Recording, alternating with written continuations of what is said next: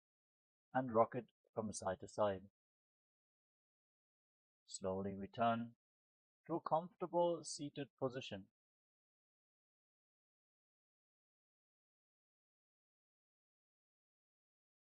Congratulations, you completed the Pratama Vinyasa Krama, the first 108 asanas of Kailasa's Nithyananda Yoga.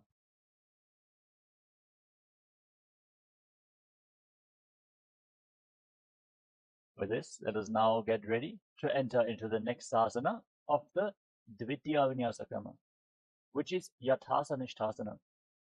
Sitting in a comfortable posture that brings ease to your physical and mental space. Any comfortable posture is fine. Place your hands on top of your knees in Bindu Mudra, with index fingers and thumbs together, palms facing up. Visualize Swamiji in your inner space and breathe in Samana Kumbhaka. Inhale into your navel region. Hold your breath. Feel the heat rising upwards from your navel. Meditate on the flame in your stomach. As you internally chant the Mahavakya, Om Nithyananda Paramashivoham, for the remainder of this sequence. Yathasana Paryankam Tatsamadhyatam Yathasamstam Yathastitihi. Samasana.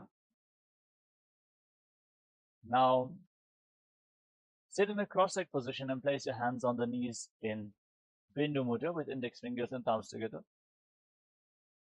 Visualize Swamiji in your inner space. As you inhale, as slowly as possible and as deeply as possible, and then exhale as slowly as possible and as deeply as possible, again and again in Samasana. Idanim Garbhinam Yogabhyaso Yathalabho Sukha Prasavalabhaya Prochate Prapta Nepati Dandapadnavaradvaja Veerabhadra Samanito Asanani Sada Kuryat Sudirghaire Chapurakaihi. Suptasana. Now bring your left heel against your perineum and stack the right foot on top of the left foot. Place your hands flat on top of your knees, palms facing down. Gaze towards the tip of your nose and visualize yourself as a sage liberated by the Supreme Pontiff of Hinduism. Repeat Dasivinim Sokshmam Dakshinetara Bulphataha Vamam Yamyena Gulphena Muktasanam Idam Bhavetem. Siddhasana. Now shift your gaze up towards your third eye and visualize Swamiji in your inner space as you maintain your body in the same position. Sthanussamyamidendriyo taladasha pashyan bhurvarantaram Saitan mokshakapata bhedasanakam siddhasanam projyate. Siddhyasana. Now shift your gaze to the ground in front of you. Gaze to the floor as you engage Mahamudra Bandha or Tribandhas and visualize Swamiji in your inner space. Vamaparitye Jana Sivani Madita Sukothano. Rudrasana 2. Now shift your gaze up towards your third eye and rotate your hands on top of the knees into Bindu Mudra as you visualize yourself as Lord Rudra. Vamacharana Paritachindaraphe Eta Chupatiye Se Vididakhe. Santadhunasana. Now shift your gaze to the tip of your nose and embody tranquility and an unshakable nature. Asana ki gunaman ki tanachalata amita. Siddhasana 2. Now bring your hands in front of your navel, cup one palm over the other in Samputa Mudra, resembling a closed lotus flower, as you visualize Swamiji in Siddhasana 2. Vijukarya Samasina Siddhasana Udiritam Prasarya Bhuripadu Durvyamangushta Madaratim. Bandayunyasana. Now set the Sankalpa to manifest through the womb of creation. Inhale all the way, hold your breath and enter Shanmukhi Mudra. Close the senses present in your face with your fingers. Lock your lips with little and ring fingers, your ring fingers just below the nostrils. Place your middle fingers on the bridge of your nose. Index fingers closing your eyes, thumbs locking your ears. Hold your breath in Shanmukhi Mudra in Bandha Yoni Asana. Yutra Madhye Mahadeva Bandayunyasane Shruno Yatkritva Ketaro Bhutva Vicharedi Sharo Yatha. Virasana. Now place your right foot on top of the left thigh and the left foot below the right thigh. Place your hands on top of the knees in Bindu Mudra as you embody the state and space of bravery. एकं पादमथैकस्मिन् विन्यस्योर्नि संस्थितः इतरस्मिंस्तथा चोरुं वीरासनमुदीरितम्. Valmikasana. Now, maintain your body in the same position, but shift your gaze up towards your third eye and visualize sage Valmiki, the author of Ramayana. दाबापगकीपकथली पुनि एड़ी है जोजम. Joni Mundrasana. Now place your hands flat on your knees and gaze towards the tip of your nose. Visualize Yoni Mandala, the visual reflection of Devi Paramashiva Shakti herself. Vamapadakipakadali jahimahili kodam. Yonyasana. Shift your gaze towards your third eye. Maintain the same body posture. Hold the visualization of Yoni Mandala in Yonyasana. Yonyasanam parvatena yokam yogapale nilam tatkara palalan tavat khecharo yavadevahi. Vadrasana 3. Now, join the soles of your feet together in front of your body. Interlock your fingers around your toes and pull your heels against your perineum. Push your knees to the mat. Pull your stomach in and up in Uddiyana Bandha. Gaze towards the tip of the nose and visualize yourself as Lord Viravata. Vulpau chavrishanasyadah sivantya parsvayoho kshipet. Sabe vulpam tata sadhya dakshapulpam tu dakshine. Aghorasana. Now, maintain your legs in the same position. Shift your gaze up towards your third eye. Curl your tongue back and push it upwards in Kechari Mudra. Try to insert your tongue into the nasal tract and lead it all the way up towards your third eye. Place your left hand on the respective knee and cover your mouth with your right hand. Close the left nostril with your index finger and inhale through the right nostril. Then close both nostrils and hold your breath firmly. Then exhale through the left nostril. Again, inhale through the left. Hold your breath, exhale through the right, invert the breathing flow again and again in Abhyantara Kumbhaka as you visualize yourself as an Aghori in Aghorasana. Purvakaho vishrika jogi vahi vidhi joki jaisogi. Kaneri pavasana.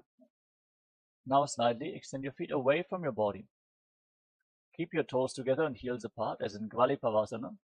Rest your elbows on your heels, your chin on your hands. Gaze to your nose. Exhale fully as you engage Uddiyana Bandha and hold your breath after the exhalation in Rechaka Kumbhaka again and again while visualizing yourself as a female elephant drinking water. Vali pav asana kakhyo hai jaise yahu maidane vidite se. Parasana. Now scoop your hands below the feet and lift your feet off the ground. Interlock your fingers in Parasha Mudra. Gaze to your nose and visualize Swamiji in Parasana. Tatordham retayet payum vritanishvasa samyutam. Gopi Chandasana. Now free your hands and interlock your fingers around the toes from above. Pull your feet against your chest, rest your chin on your toes, fix your gaze at the tip of your nose and the body, the state and space of a king in Gopi Chandasana. Purava vidipataka angutha kantuku parashem. Udarasana. Now again, scoop your hands below the feet and interlock your fingers around the toes from below. Pull your feet against your chest, fix your gaze at the tip of the nose, and visualize your body free from any defects in Udarasana. Doho pakadali sambhutthane ubaya hastakari urdhitane. Vishishtasana. Keep your fingers interlocked around the toes and lift your feet up higher in front of your forehead. Visualize yourself excelling in everything as you balance in Vishishtasana. Doho pakadali jodi sambhut kare. Bhujasana. Now, one by one, lift your legs up over top of the respective shoulders. You can lean against the wall for support if needed. Then bend your arms up. Bring your hands around your neck. Try to interlock your fingers as you visualize yourself as a cobra. Shirasanam ta vidyayam kapshasanam adh param grivasanam ta paramam bhujasanam ihochyate. Kalyanasana. With your legs up over top of the respective shoulders, Bend your arms down and bring your hands behind your back. Try to interlock your fingers as you balance in Kalyanasana. Gaze to the nose and visualize yourself as a beautiful, auspicious goddess. दो हाथ पकम नीचे आने, तिनको बोड़ा नीचे ठाने. Sankatasana. Relax. Now place the top of the left foot flat on the mat. Sit on the left heel and stack the right knee over top of the left. Place your hands on opposite knees and gaze forward in Vaishnavi Mudra. Without getting distracted by any external happenings, focus solely on your inner space. Witness any happenings within your inner space in Vaishnavi Mudra as you visualize yourself as an elegant swan and breathe in Ujjayi Pranayama. Contract your throat and make an ocean-like sound from your throat on in and exhalation as you inhale through nose and mouth simultaneously and exhale only through the left nostril again and again. This is Ujjayi Pranayama, which cleanses the Vishuddhi chakra. वामपादं चितेर्मूलं सन्न्यसधर्नीतले पातदण्डेन जाम्येन वेष्टयेत् वामपादकम्. Dhenukasana. Now slide the left foot outside the hip and sit in between your heels. Place your hands flat on the top knee. Engage Uddiyana Bandha, the abdominal lock, and visualize a cow in your inner space in Dhenukasana. Anushakinakarabanjaram Vrishilindavalyamnim. Machandrasana. Now place the right foot on top of the left thigh and the left foot on top of the right knee. Bring your left arm behind your back and twist your spine. Hold on to opposite thighs with your hands. Once you catch a hold of your thighs, twist your spine even more with the support of your hands. Gaze up towards your third eye. Keep your back straight and visualize Swamiji in Machandrasana.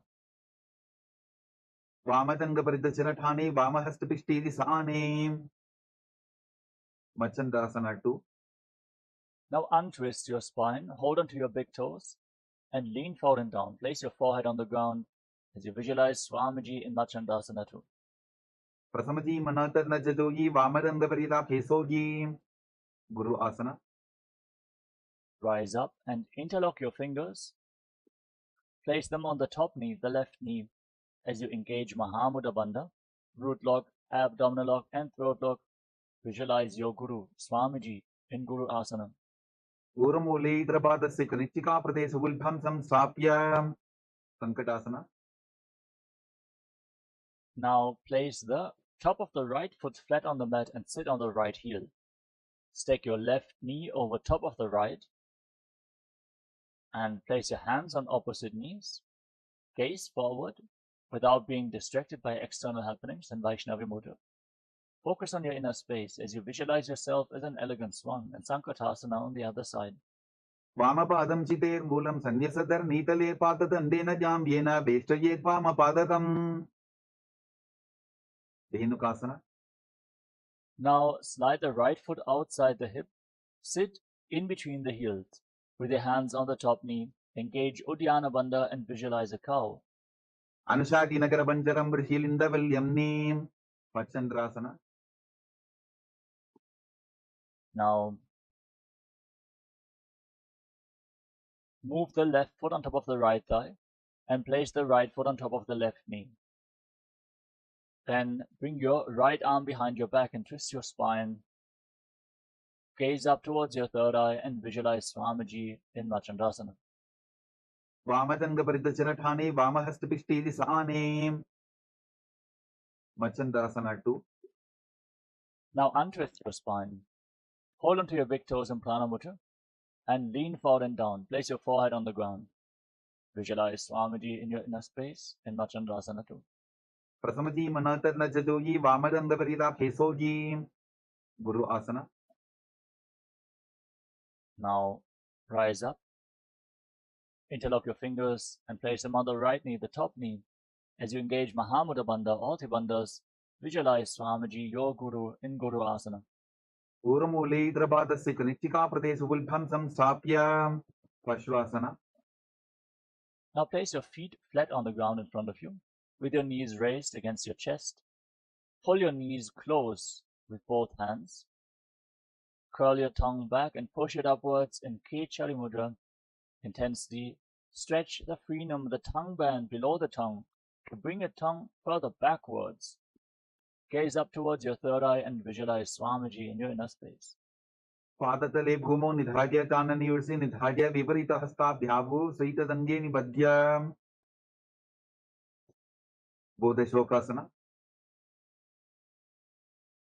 Now hold on to opposite wrists and rest your chin on the knees. Fix your gaze at the tip of the nose and visualize yourself residing in an abode of bliss. दोगोपर्दली भूपरिधरे कोरमाह्लीय सेकरे कोरकटासना. Now bring your hands below the knees and hold on to opposite elbows. Pull your legs against your chest. Gaze towards the tip of the nose and visualize Swamiji in your inner space as you keep pushing the tongue backwards in Kechari Mudra, in Kurakatasana.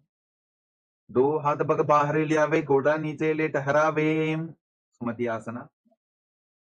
Hold on to opposite elbows below your knees and cross the right ankle over top of the left.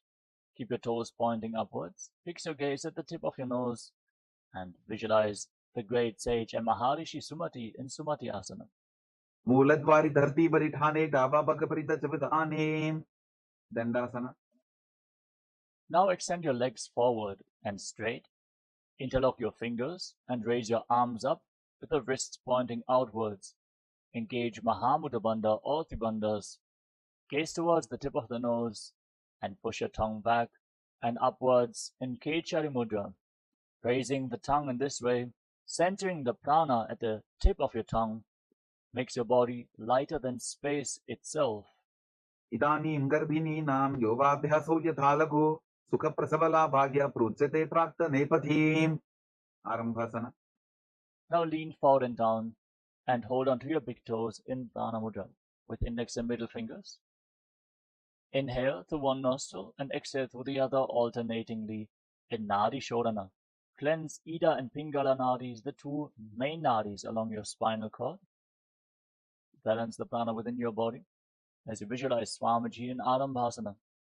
Deepak मिलिवा पसारी पका का अंगूठा पकड़ी लीला टकोड़ा लगावे विदोकासना. Now slightly raise your knees and separate your feet. Scoop your hands below the shins. Lean forward and down. Hold on to the soles of your feet from the outside and bring your forehead on the mat in between your heels. Gaze up towards your third eye and visualize Swamiji in Bidukasana. प्रथम बेसी दो पाव पसारी को चपोर तको कुरडो डारे दालंधरी पवासना. Now rise up and join the heels together. Scoop your hands below the shins with the palms facing up. Then rest your chin on the heels. Gaze towards the tip of your nose and visualize Swamiji in your inner space. दो एड़ी मैली केटी जे हाथ पसारी ऊटु बिचिमतानासना. Now rise up, extend your legs out in front. Then lift one leg up behind your neck and lean forward and down. If you cannot bring the leg behind your neck, don't worry. You can lift it over your shoulder, pull it towards your chest, or even simply cross it over top of the opposite knee. Then lean forward and down and hold onto the front foot with both hands. Breathe in Pratyahara Pranayama. Meditate on the prana moving upwards through 9 points of the body revealed by Mahadeva, which are the soles of the feet, up to the regenerative organs, to the navel, the heart, the throat, the uvula, the center of the eyebrows, the top of the forehead, all the way to the Brahmaranda, the crown of your head. Visualize Swamiji in Urdhva Vashmatanasana. पश्चिमतानवत् संस्थितिं कृत्वा एकं पादं ग्रीवायां धृत्वा तिष्ठेत्. अनन्तासना. With your leg still behind your neck, lean backwards. Hold onto the foot with the opposite hand. Extend the opposite leg forward as you lay on your back. Gaze towards the tip of your nose and visualize you are infinite, endless, eternal, Ananta in Anantasana. उत्तानशयनी एकैकम्पायी ग्रीवायां विन्यस्य इतरहस्तेन पावाग्रं गृहीत्वा. अंकुशासना. Now, holding onto the foot behind your head, roll onto the side. Gaze towards the tip of the nose and feel in complete control in Ankushasana. उत्तानशयित एकैकं पादं ग्रीवायां कुर्वन् इतरहस्तं कर्णमूले स्थापयेत्. दृशासना. relax. You can remove the leg from behind your neck, lay on your back, and then pull your knees up against your chest, encircle your legs with your arms, and rock your body from side to side. Give a soft massage to the muscles in your back and relax your spine. Keep focusing on the upward movement of the prana from the soles of the feet all the way to the crown of your head in Pratyahara Pranayama as you visualize Swamiji into the Shasana. उत्थानशयनं जाननी हृदयेवष्टम्भां गङ्गासहितपूरोनिकरद्वये वध्वां सव्यापसव्यं लोडयेत् दृशासनं भवति. Urdhva Vichimatanasana. Now rise up and lift the other leg up behind your neck. Lean forward and down and hold onto the front foot with both hands. Feel the prana moving from the soles of the feet to the crown of your head as you visualize Swamiji in Urdhva Vichimatanasana on the other side. पश्चिमतानवत् संस्थितिं कृत्वा एकं पादं ग्रीवायां धृत्वा तिष्ठेत्. Anantasana. Now lean back with the leg behind your neck. Hold onto the foot with the opposite hand. Gaze towards the tip of the nose and visualize you are infinite, endless, eternal Ananta. उत्थानशयनी एकैकम्पायी ग्रीवायां विन्यस्य इतरहस्तेन पावाग्रं गृहीत्वा. Ankushasana. Now roll onto the side of the hand, holding onto the foot behind your head. Gaze to your nose and feel in complete control in Ankushasana. उत्थानशयित एकैकं पादं ग्रीवायां कुर्वन् इतरहस्तं कर्णमूले स्थापयेत्. Yoganidrasana. Now lay on your back and one by one lift your legs up and behind your neck. Again, if you cannot bring the legs behind your neck, you can lift them over your shoulders or pull them towards your chest, open up your hips, and then interlock your hands around your lower back. Gaze towards the tip of the nose and visualize Swamiji in Yoga Nidrasana. पादाभ्यां वेष्टयेत् कण्ठं हस्ताभ्यां पृष्ठबन्धनं तन्मध्ये शयनं कुर्यात् योगनिद्रा सुखप्रदा. Atmaramasana. Now, with your legs up over top of the respective shoulders, bend your arms up and interlock your fingers around your neck. Gaze towards the tip of the nose and visualize Lord Vishnu is blessing you from within in Atmaramasana. Atmarama asana padam sudhoso ve. Kochikasana. Now, relax, lay down on your back, extend your arms out to the side at shoulder level and pull your knees up towards your chest, with the soles of the feet facing up to the sky. Gaze up towards your third eye and visualize Swamiji in your inner space.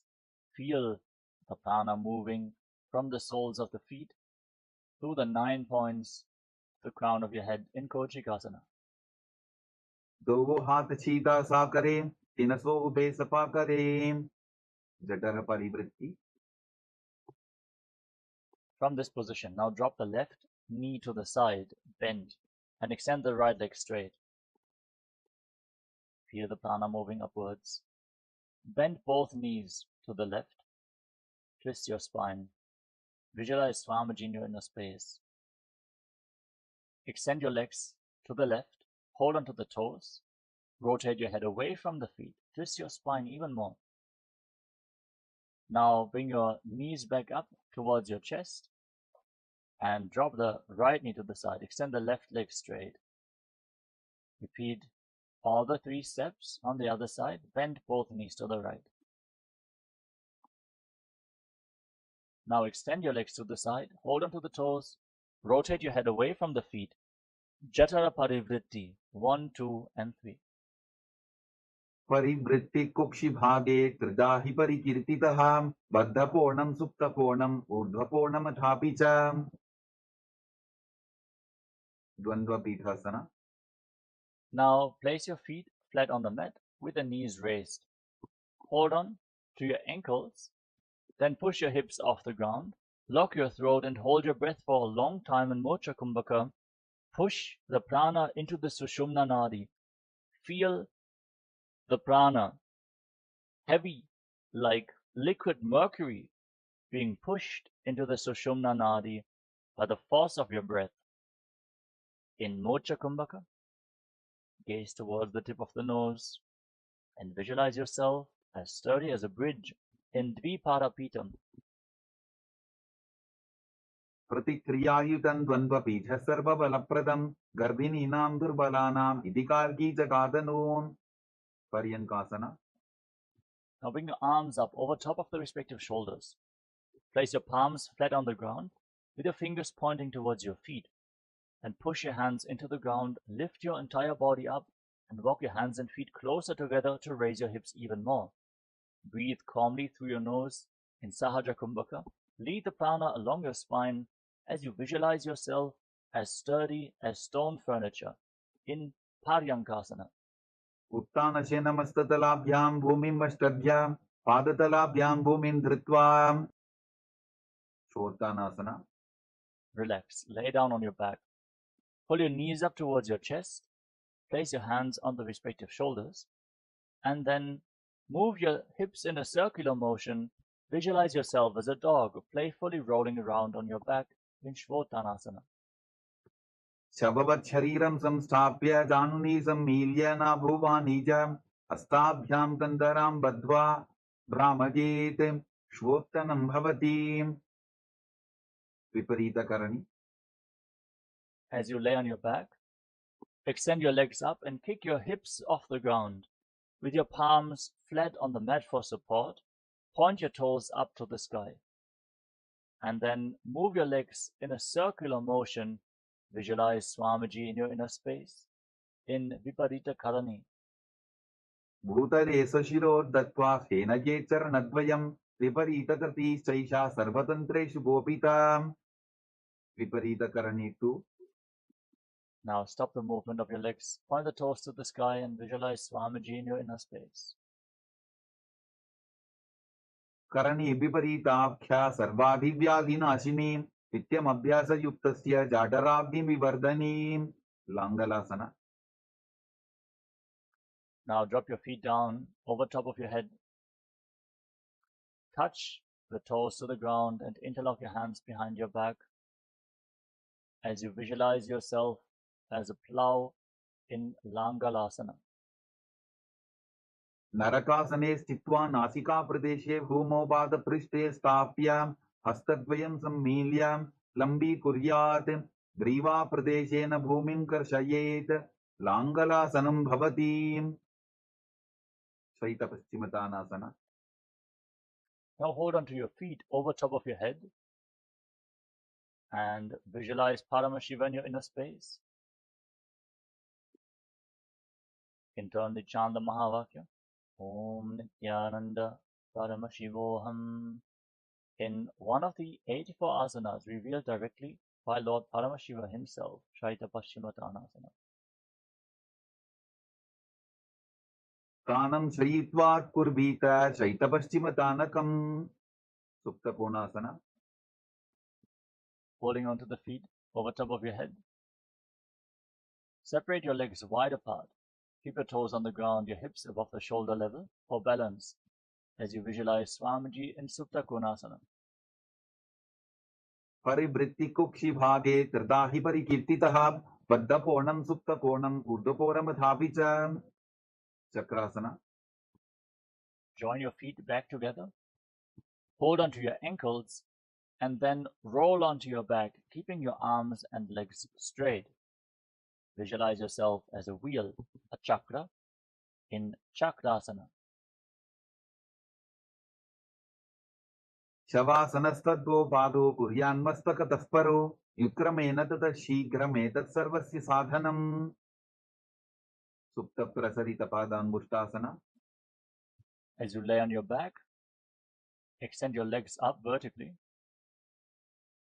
and then hold onto your big toes in Prana Mudra. Keep your arms and legs straight and then separate your legs wide apart.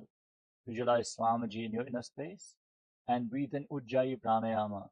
Make an ocean-like sound from your throat on the in and exhalation in Supta Prasarita Parangushtasana. उत्तानपादं क्रौञ्चं च मरीचिम्बीरभद्रकं नटराजन्त्रिकोणं च सुप्ताङ्गुष्ठप्रसारणे.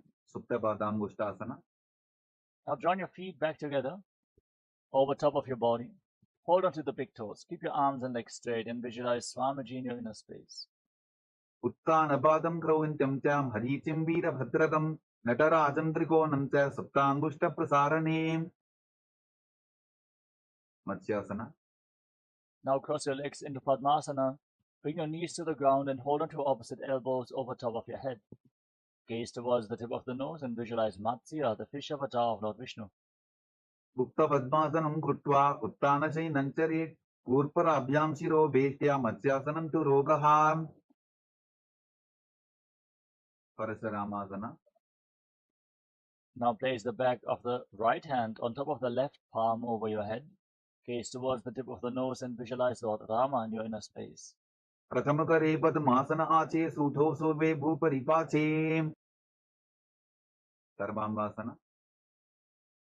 Now kick your knees and your hips up off the ground. Support your lower back with your hands. Elbows resting on the mat, supporting you. Gaze to your nose. Hold your breath in Mocha Kumbhaka for a long time and visualize Swamiji in Sarvangasana. अथ वक्षेत्र संक्षेपात् सर्वांगासनमुत्तमं यत्कृत्वा योगनिपुणो विद्यावित्पण्डितो यथा.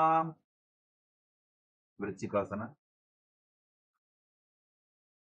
Now lay on your back and place one foot on top of the opposite knee.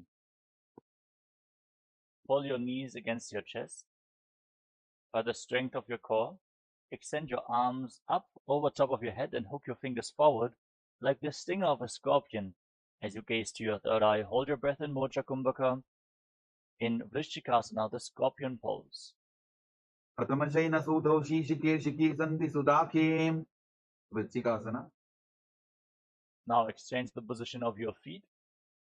Again, extend your arms up, hook your fingers forward, and visualize yourself as a scorpion.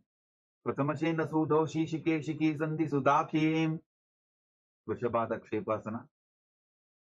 As you lay on your back, interlock your fingers around your neck and alternate pulling your knees up towards your chest again and again, keeping your legs off the ground.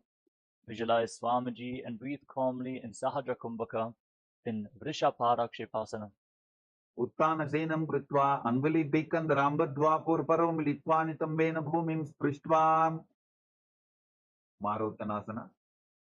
Now place your palms on the ground at the side of your hips and pull your knees up again and again, trying to touch your ears with the respective knees in Marvottanasana, visualizing Swamiji in your inner space. श्वोत्तानवत्संसिद्धि कृत्वा जानद्वयं पर्यायेन कर्मयोः संस्पृशेत्. वृकासना. Now place the soles of the feet flat on the mat and keep your knees raised. Then stand up and lay back down again and again while visualizing yourself as a wolf in Vrikasana. उत्तानशीनं कृत्वा पादतलाभ्यां भूमिं धृत्वा उत्तिष्ठेत्. वृकासनं भवति. लूढासना. Come to a squatting posture and then roll backwards again and again. Support your neck with your hands or tilt your head to the side to protect your neck as you visualize Swamiji in Lutasana. उत्तानशयनं पादौ शिर उल्लङ्घ्य भूमौ स्थापयित्वा निब्जं भूयादिनिब्जं शयनम्. सरठासना. Now lay down on your stomach. Keep your hands at the side of the shoulders, the top of the feet flat on the mat. Contract your lips and make a whistling sound like a flute on the inhalation through your mouth. Exhale through your nose. Visualize yourself as a chariot, carrying warriors into a battle for Dharma on your chariot back in Sarathasana. निब्जं शयनं कृत्वा नाभिं भूमौ निधाय स्तम्भद्धस्ताभ्यां भूमिं वष्टद्य ओष्ठौ निमील्य वेणुवत्सं कृत्य तिष्ठेत्. सरठासनं भवति. देहल्युल्लङ्घनासना. Now push your hands into the ground. Lift your body back up into a plank position and alternate jumping your feet in between the hands back and forth as you visualize yourself transcend body and mind. हस्तद्वयं बद्ध्वा तन्मध्यचरणद्वयम् उड्डानैव बहिरानीय अथनजेत्. देहल्युल्लङ्घनं भवति. जात्यासना. Now rise up and lean forward and down. Place your palms on the ground in front of you. Walk around on hands and feet as you visualize yourself as a wise 60-year-old elephant in Jatyasana. अथ चात्यासनं वक्षे येन चातिस्वरो भवेत् हस्तान्त्रिभूमौ च गमनम् आगमनं ततः. Next up is Lolitika Karana. Now stand with your heels touching, toes pointing outwards, knees slightly bent in Arimandi. Extend your arms to the shoulder level and rotate your arms around your body. Move your head in all directions, open up your chest intensely in Lolitika Karana.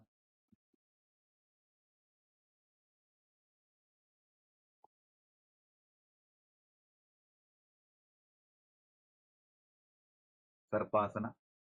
Now tie your legs with a rope if you have a rope available. Heels together, stand straight, elbows close to your waist, hands on your thighs. Stand erect on the mat like a rod. As you visualize, your Kundalini Devi is rising and curling upwards around your body like a serpent in Sarapasana. अथ सर्पासनं वक्षे वायुपानाय केवलं शरीरं दण्डवत्तिष्ठेत् रज्जुबन्धस्तु पादयोः वायवी कुण्डली देवी कुण्डलाकारमङ्गुले. उष्ट्रसाधनासना. Now lean forward and down. Catch your big toes from the front. Hold onto the toes from the front with your hands and fists. And walk around on the mat, visualizing yourself as a camel. उष्टिकनिष्ठिकाप्रदेशेन भूमौ निधाय उपरिपादतले संस्थाप्य उष्ट्रवत् उष्ट्रसाधनं भवति. अश्वासना. Now from the same position, hold onto the toes from the side with your hands and fists. Walk around on the mat like a horse in Ashvasana. उष्टिकनिष्ठिकाप्रदेशेन भूमौ निधाय उपरिपादतले संस्थाप्य अश्ववत् शरीरं चलनीयम् अश्वासनं भवति. कपोतनितकासना. Now stand on the mat with your heels touching and the toes pointing outwards. Interlock your hands behind your back in Padasha Mudra and pull your hands down towards your calves. Lean back, breathe deeply through your nose. Lead the prana along your spine. Try to relax into this back bend as you visualize yourself as a soaring bird diving in rapid speed in Kapota Nitakasana. पादतले भूमौ निधाय पृष्ठिपाकेन हस्तौ जङ्घापर्यन्तं नीत्वा कपोतनितकं भवति. Next up is the Talapushpaputam Karana. Stand in Arimandi and join your hands in Namaskara Mudra in front of your heart center. Bow down to one side, raise the respective heel. Open up your palms on both sides again and again. Visualize yourself holding flowers and offering them to Paramashiva.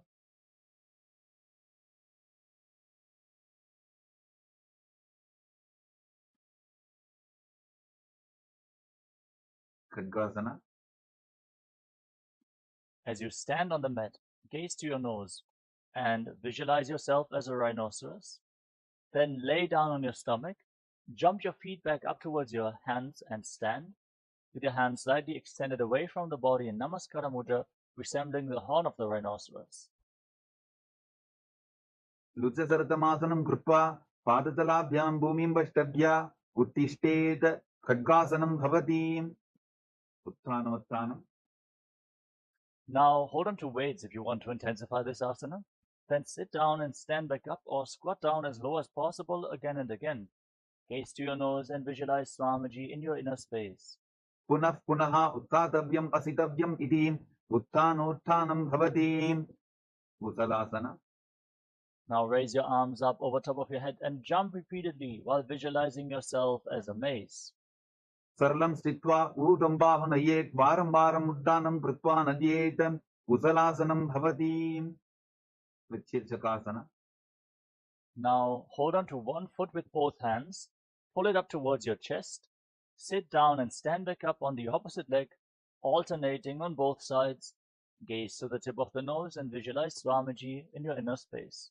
एकैकं पादतलं कुक्षु निधाय तिष्ठेत् उत्शीर्षकं भवति. Now keep the toes of the right foot pointing outwards and slightly bend the right knee. Lift the left knee up towards your chest and circle the raised leg with the left arm, the hand in a fist and keep the right hand on the inner thigh in Parshvajanukarana.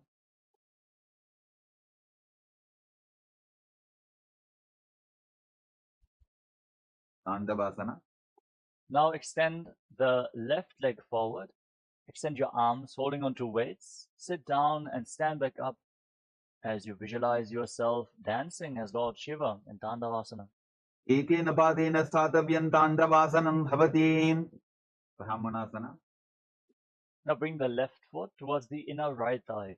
Keep your hands at the side of the knees and visualize that Lord Brahma is blessing you from within in Brahmanasana.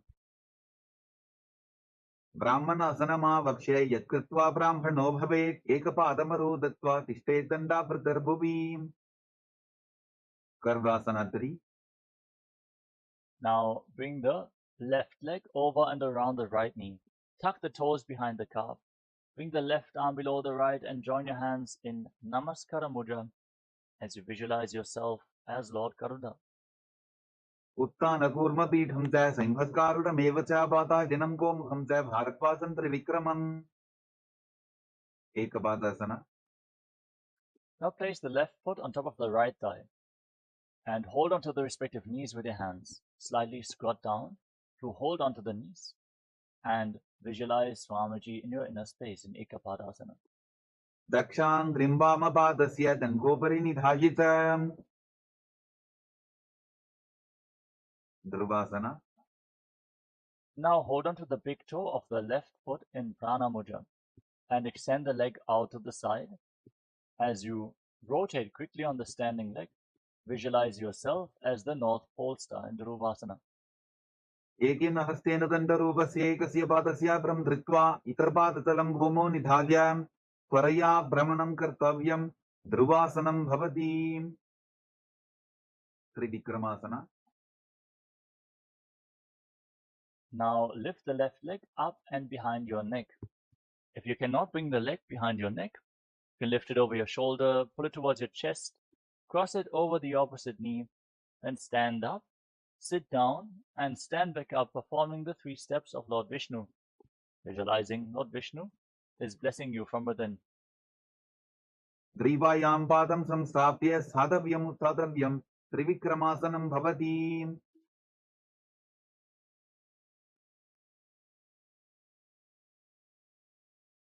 Next up is Parshvajanukarana on the other side. Now, keep the toes of the left foot pointing outward, the left knee slightly bend, raise the right knee against your chest, and circle it with the respective hand in a fist, the left hand on the inner thigh.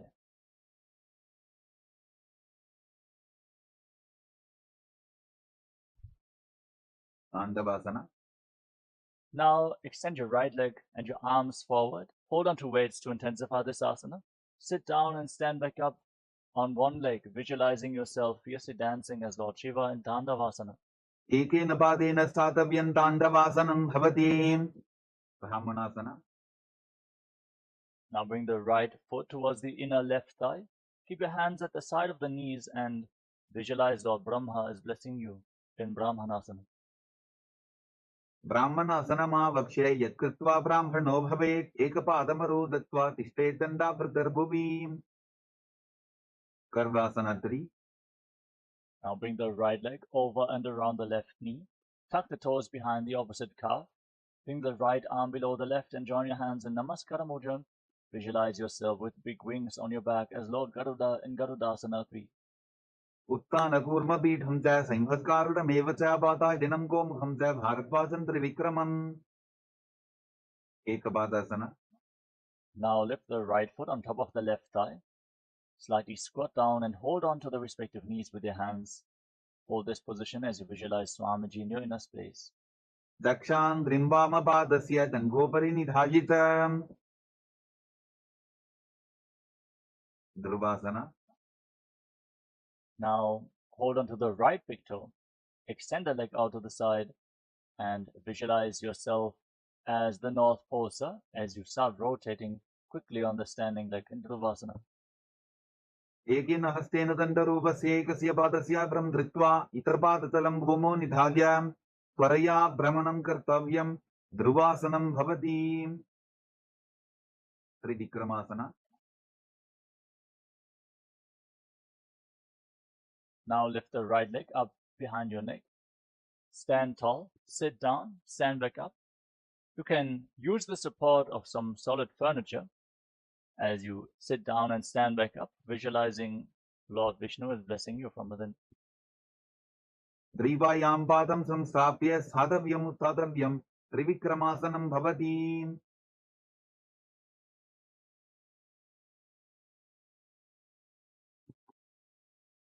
Next up is Samanaka Karana.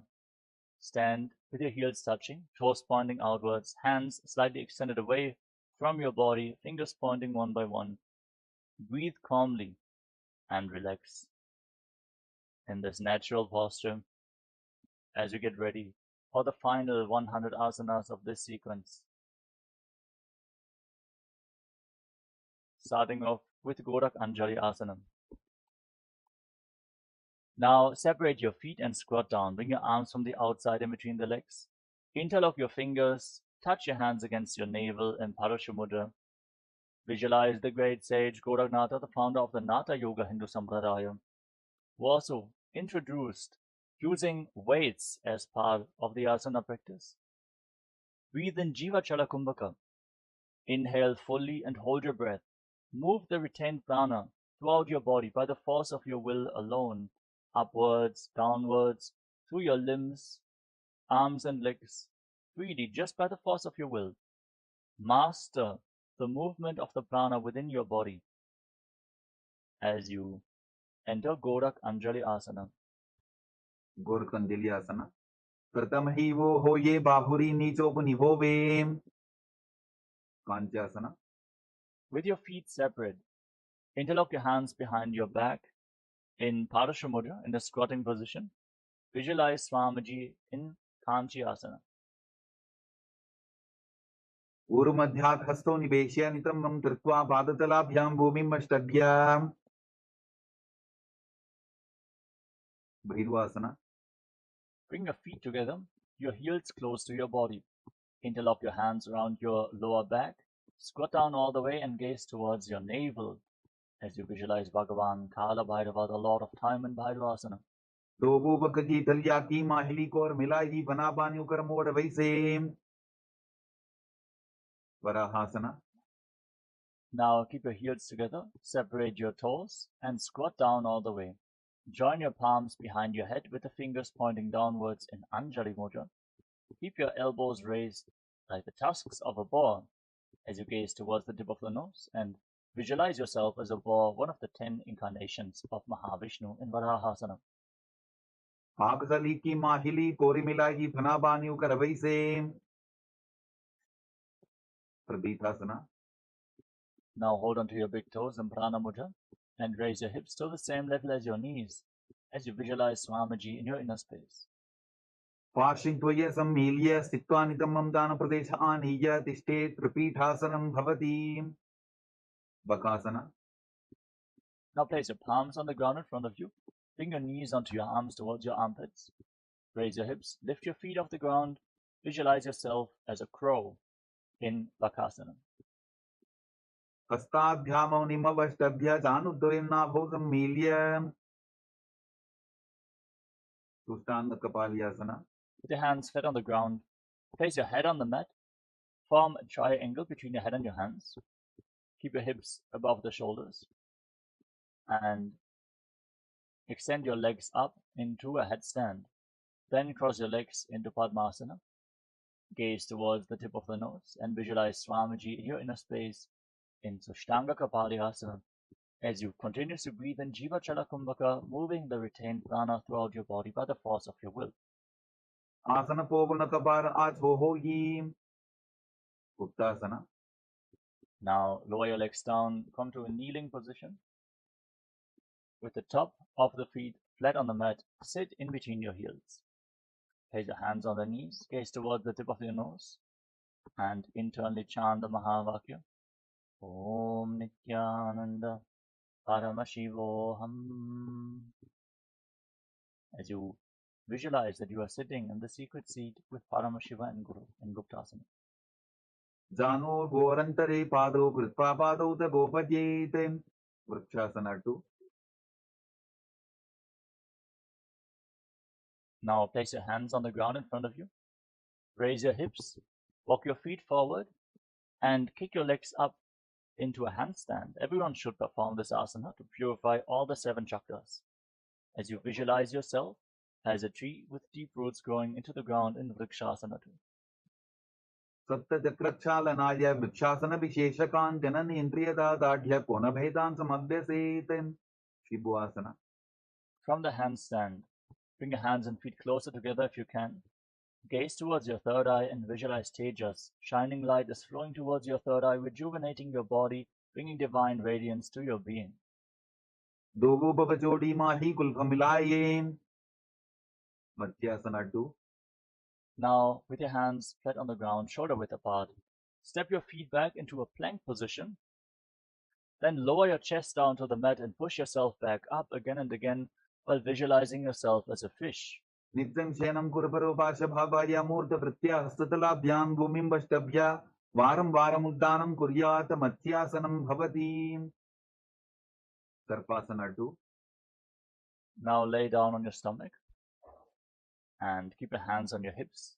Lift your head and chest from side to side as you visualize and move your body like a serpent in Sarpasana 2. Didyam Shenam Krutva Hastonitamam Samstapya Padoti Ki Kritya Sammilayan Purasadantavyam Sarpasanam Bhavati. Nidalambanasana. Now place your elbows down on the ground in front of you. Rest your chin on your hands and place the top of your feet flat on the mat. Visualize your body without any external support floating in space in Nidalambanasana.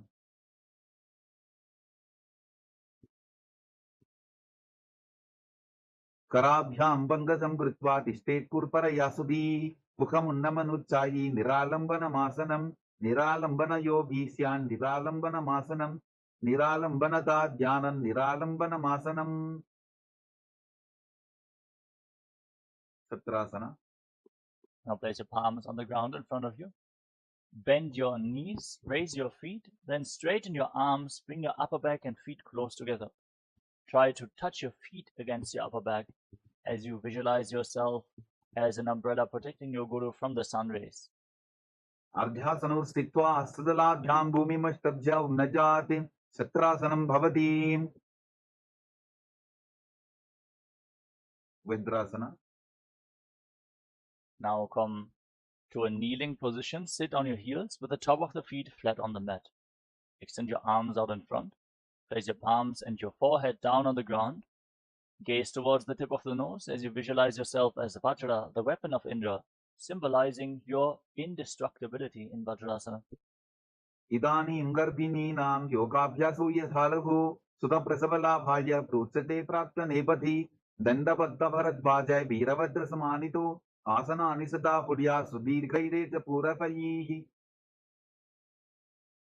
Veshasana. Now, with your hands on the ground, raise your hips up high, straighten your legs, and alternate striking the ground with your hands as you visualize yourself as powerful as a ram.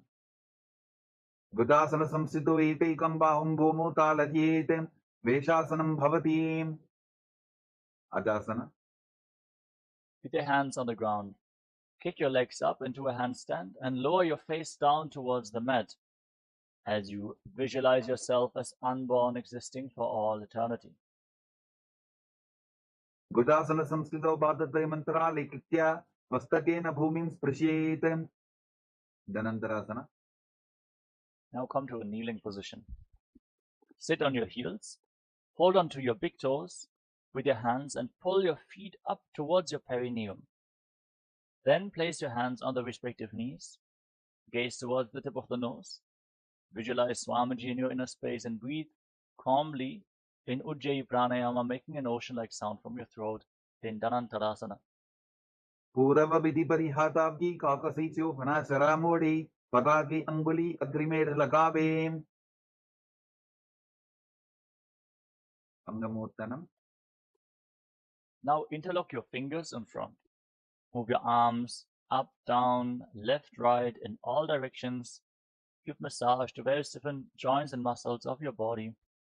Visualize Swamiji as you interlock your hands behind your back and repeat the movement behind your back as well in the Angamotana. हस्तयोः अङ्गुलीर्बद्ध्वा हस्तयोर्मध्यात् सर्वङ्गं निष्कासयित्वा तिष्ठेत् अङ्गमोत्तनं भवति. Dvandasana for. Now sit in between your heels with the toes pointing outwards, with your knees and thighs on the ground. Place your hands on the respective knees, gaze forward, as you visualize yourself as Lord Garuda flying Lord Vishnu and Lakshmi on his back in Garudasana 4. जङ्गोरुभ्यान्दनां पीड्य स्थलकार्योद्विजानुना जानु परिकरद्वन्द्वा गरुडासनमुच्यते. आनन्दमन्दिरासना. Now join the toes together behind your back. Separate your knees wide apart. Hold onto your ankles and then sit down on the ground in front of your heels with the front of your buttocks on the mat. Shift your gaze up towards your third eye and visualize yourself residing in the blissful space of a temple, Ananda Mandirasana. अथ वक्ष्ये वीरनाथ आनन्दमन्दिरासनं जित्कृत्वा अमरो धीरो भवत्येवेह साधकः. मण्डुकासना 2. Now cross your ankles and sit on raised heels. Bring your hands underneath your knees with the palms facing up as you pull your stomach in and up in Uddiyana Bandha. Press your tongue up flat against the palate of your mouth in Mandukya Mudra and visualize yourself as a frog. पृष्ठं संपीड्यपुल्ढाभ्यां दान्वन्द्ये सबलयाकृतिः हस्तौ पादतले क्षिप्तो मण्डूकं पाददोषऋत्. नरसिंहासना. Now tuck your toes and sit on raised heels. Separate your knees and place your palms on the ground in front of you, thumbs touching, with the base of the hands touching your toes. Gaze towards the tip of the nose and visualize yourself as Lord Narasimha, the Lion Man avatar of Lord Vishnu, as you exhale forcefully through your mouth again and again in Narasimhasana. दोभुभणापानि वै वैसे AD Mailer बुदानि वैसे समशरीरनी काट हरावे NASA अग्रदृष्टिकोर्यावे. विशर्कासना. With your toes tucked, sitting on raised heels. Cover your mouth with your hands. Bring your thumbs underneath the teeth. And lock your lips. Inhale through the right nostril. And exhale through your mouth again and again. As you gaze to your nose, visualize yourself as Goddess Durga victorious over all your fears in Vishrakaasana. दोभुपकांति एडी जवजी गोड़ा फनोवान अपनी होई. Pakanasana. Now place the top of the feet flat on the mat. Join the soles of your feet with the toes pointing backwards. Bring your hands towards your armpits and imitate as if you are a monkey scratching itself as you gaze up towards your third eye and visualize yourself as a playful monkey in Makarasana. दोभुपकदरी समुट आने तिनकी विष्टि भूमि परिधाने मूलद्वार एदियां परियावे मूढ़ा हाथ ऊंचा टहरावे. Vajrasankarasana. Now tuck your toes, join the soles of the feet together, and raise your knees off the ground as you bring them wide apart. Hold on to opposite elbows behind your back, gaze towards the tip of the nose, and embody diamond-like strength for you and your Sangha, your spiritual community, in Vajrasankarasana. प्रथम प्रणापानि होई वैसे दोबो AD उदानि वैसे गोड़ा ऊपर आफे धीर आडे वाय पसारे धीर. खंजनासना.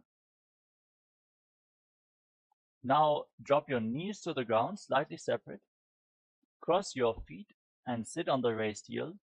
Place your palms on the ground at the side of your body and gaze towards the tip of the nose. Engage Uddiyana Bandha, the abdominal log, and visualize perfect health beyond any and all physical or mental ailments in Kanjanasana.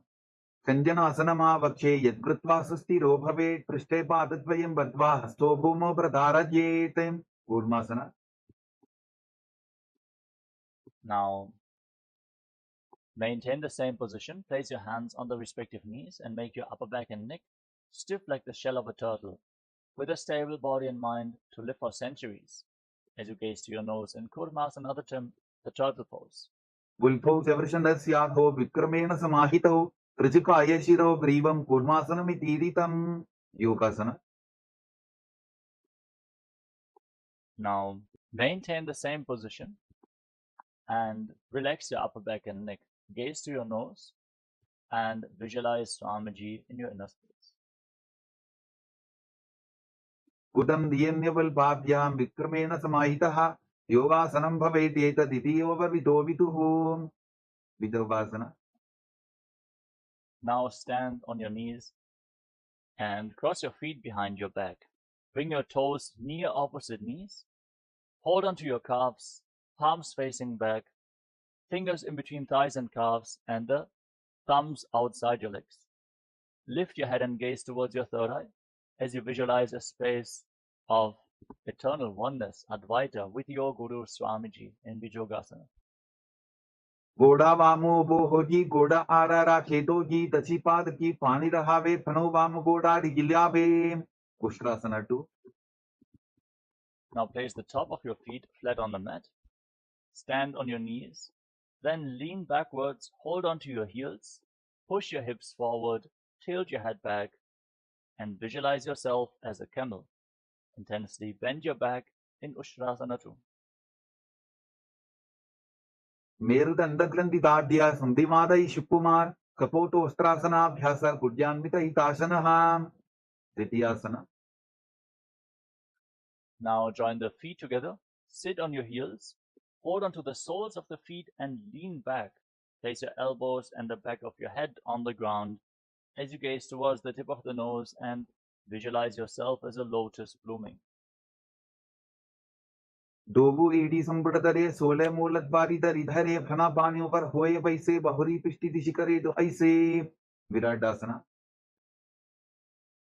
Now lay down on your back in between your feet and rise back up again and again. Use the support of your hands if needed as you gaze to your nose and visualize the healing and liberation of all causal subtle forms of your body in Viradhasana. Janga Prishti Bhumani Dadya Jankotaryoho Urni Samstapya Trishtivam Shamvaram Varam Sprashit Kapotasana.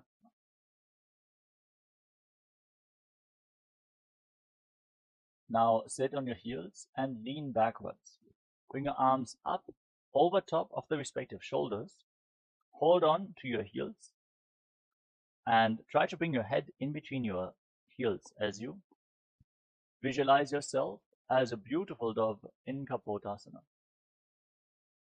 Merudandagranthi Dadya Sambipadai Shipuman Kapoto Ostrasana Bhyasa Kudyanmita Hitasana Varasana.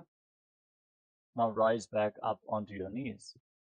Stand on your knees with the toes tucked behind your back. Hold on to opposite elbows in front of your chest. Gaze towards the tip of the nose. Visualize Paramashiva in your inner space. Chant the Mahavakya. Om Nithyananda Paramashivoham. For this is the boon-fulfilling posture, Parasana. Receive your boon from Paramashiva.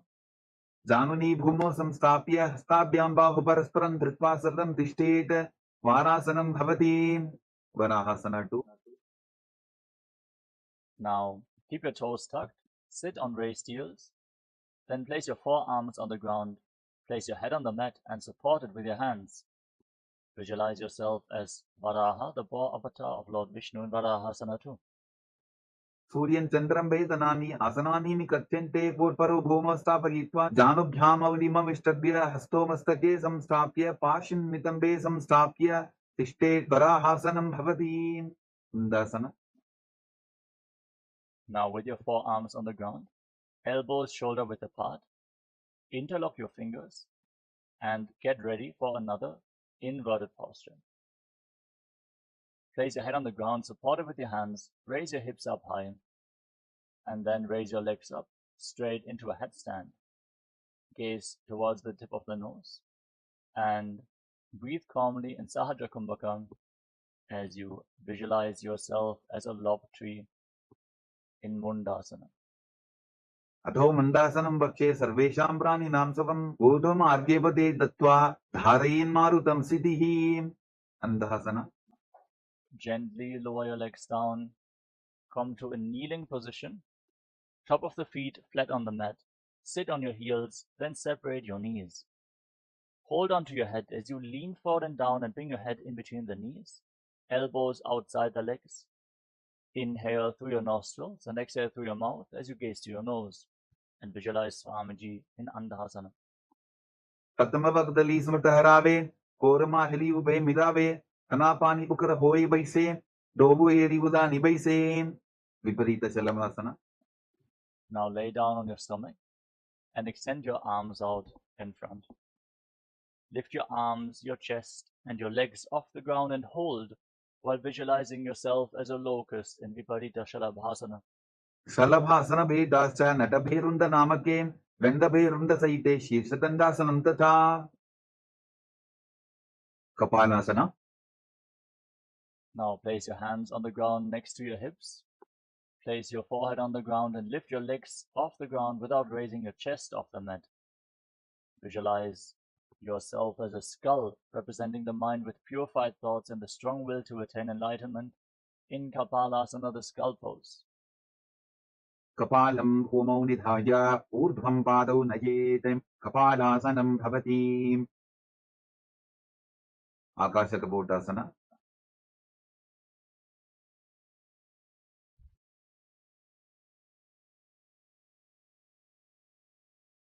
Now from the same position, kick your legs up over top of your body. Bend your back intensely and try to place your feet on the mat in front of you. You can walk up a wall and try to bend your back more and more as you visualize yourself as a free and open dove in Akasha Kapotasana. पुष्टासने स्थित्वा चरणौ भूमेरुत्थाप्य मस्तकोपरि नीत्वा पृष्ठप्रदेशेन भूमौ स्थापयेत् आकाशकपोटं भवति. शटवासना. Now from a kneeling position, lean forward. Place your forearms on the ground, your navel onto your knees as you visualize yourself as a sparrow in Jatakasana. पूर्वरपद्यन्तौ हस्तौ धरावोल्टभ्य जानुनी नाभौ संकुञ्ज्य वृश्चिकासना 2. Now with your forearms on the ground, raise your hips, straighten your legs, lean forward and kick your legs up over top of your body. Bend your knees and try to touch the back of your head with your feet as you visualize yourself as a scorpion in Vrishchikasana 2. विच्छेव पुच्छप्रतिमाङ्घ्रिपार्ष्णि धृत्वा स्वशीर्षे चिब्बुकं विधार्यको यत्रेति सन्तिष्ठति साधकस्त्वं विशावहं वृश्चिकसंयमासनं. पुरुषासना. Lower your legs down, come to a kneeling position. Sit on the right heel with the top of the foot flat and the left foot outside the hip, toes pointing to the side. Place your hands on the ground and forcefully inhale through your nose. Hold your breath for a short while and then again exhale slowly through the nose in Antarangaka Kumbhaka as you gaze forward without focusing on any external happenings in Vaishnavi mudra and visualize yourself as a bull in the Vrishasana. यां विपुल्भे पादमूले वामभागे पदेतरं विपरीतं स्पृशेत् भूमिं वृषासनमिदं भवेत्.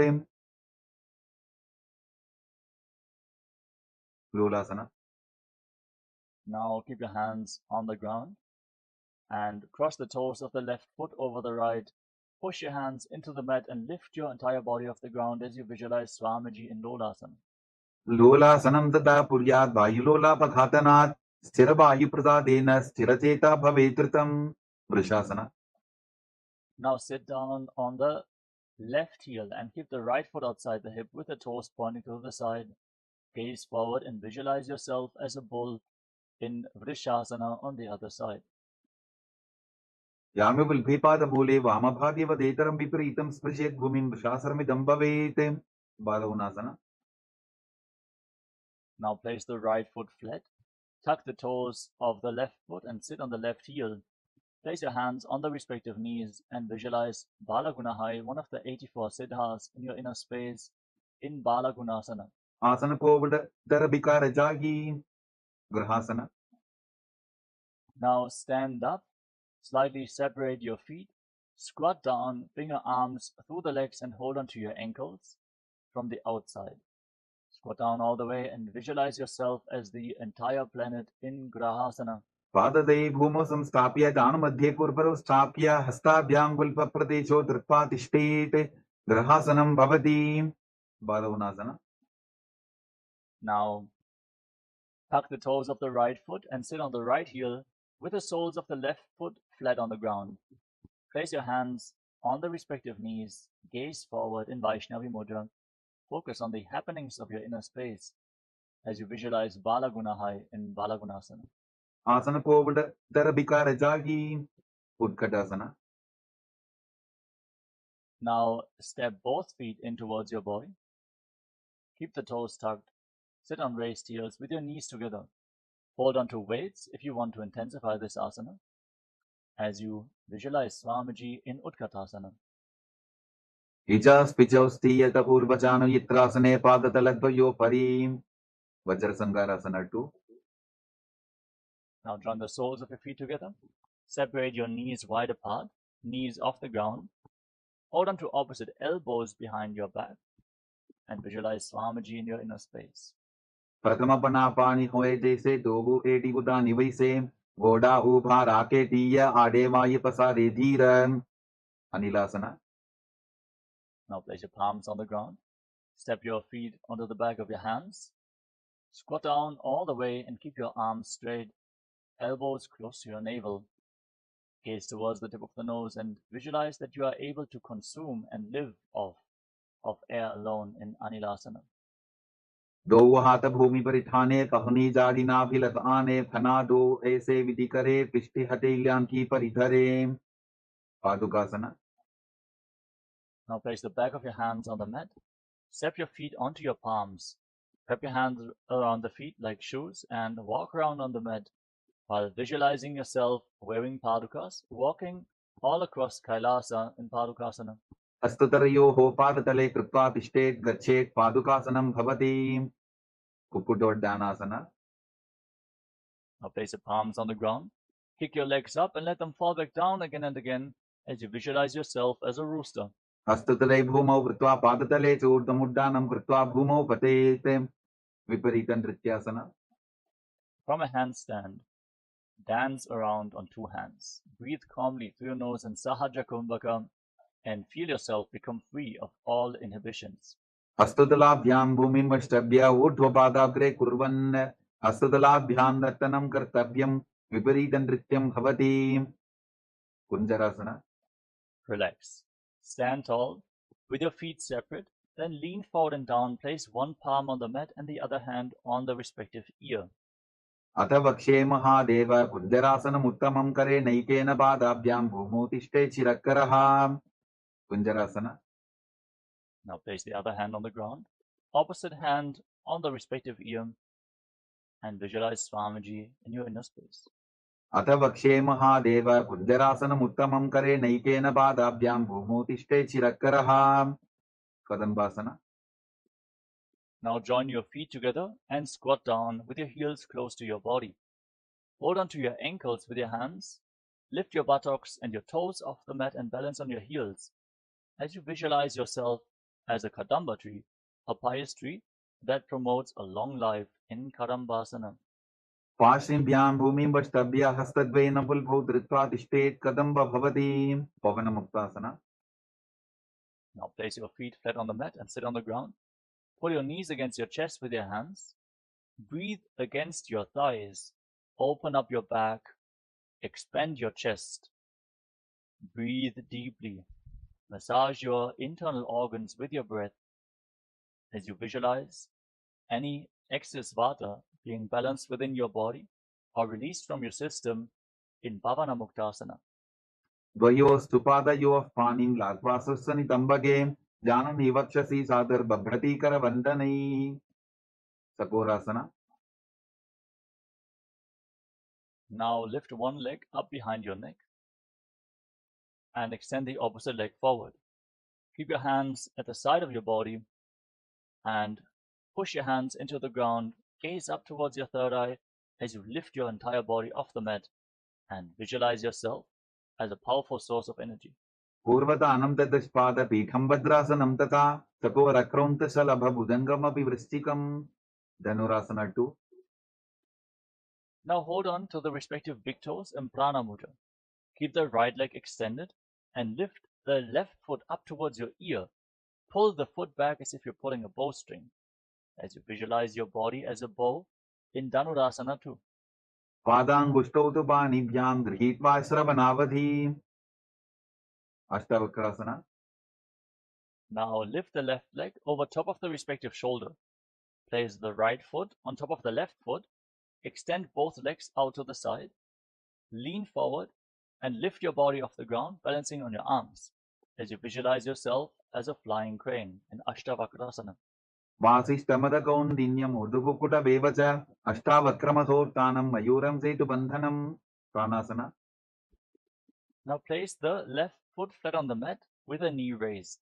Place the right foot on top of the left thigh and bring your left shoulder underneath the raised knee, pushing the right knee to the ground. Gaze up towards your third eye and visualize that you are immortal, able to exist solely on prana in pranasana. एतत् प्रभेदं वक्ष्यामि करोति यः स चामरः एकपादमुरो बद्ध्वा स्कन्धेऽन्यपादरक्षणं पार्श्वमत्स्येन्द्रासना. Now bring the right foot outside the left hip and step the left foot over top of the right knee. Twist your left elbow outside the raised knee and bring your hand below to interlock both hands behind your back. Gaze up towards your third eye and visualize Sage Matsyendranath, the master of Hatha Yoga, in Parshvamatsendrasana.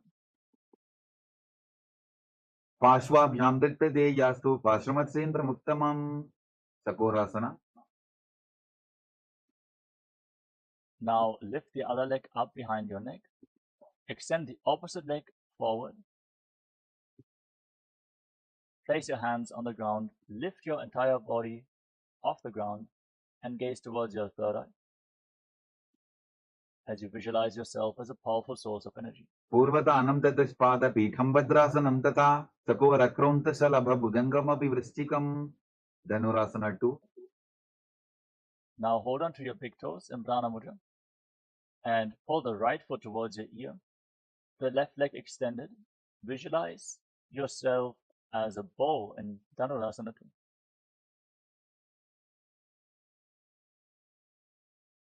पादाङ्गुष्ठौ तु पाणिभ्यां गृहीत्वा श्रवणावधि अष्टावक्रासना. Now lift the right leg over top of the respective shoulder and place the left foot on top of the right foot. Extend your legs out to the side, lean forward, find balance, lift your entire body off the ground and visualize yourself as a flying crane in Ashtavakrasana.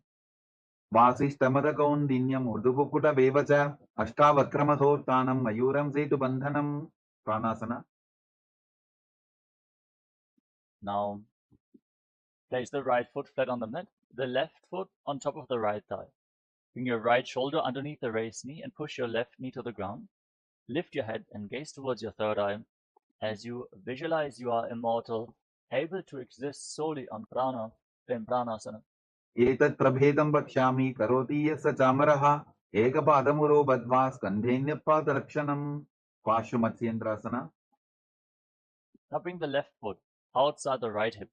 Step the right foot over top of the left knee. Bring your left elbow outside the raised knee and interlock both hands behind your back.